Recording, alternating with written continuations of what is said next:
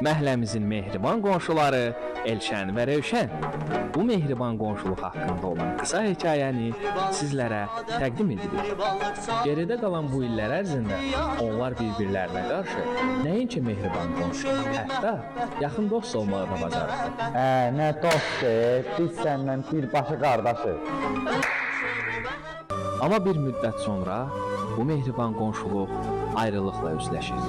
Elşən binadan və öz uşaqlıq dostundan ayrılmaq məcburiyyətində qalır. Qonşu, xeyirdim, hara gedirsən?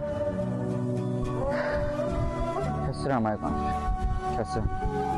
Niyə? Nə oldu birdən-birə? Heç nə qonşu, getdim mən, özündən müğayət ol. İşte gidiyorum bir şey demeden.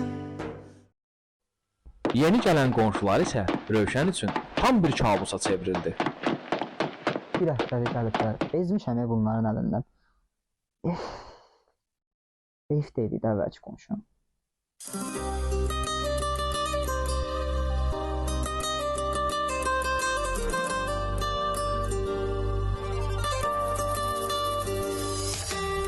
Görəsən sənə heç deyiblər, o köhnə qonşuna neynəyiblər, ya da hər şeyi gizləyiblər, təzə qonşudan nə gözləyib, bil ki sən bu məhəllədən köçəndən, bilmirəm kimlə çəksin mən, nə taxtamda mənim, bağlı qalım qoltuğumdan, əvvəlki qonşum, elə tək qalmışam, səbrim çatmır, qurtar mənim.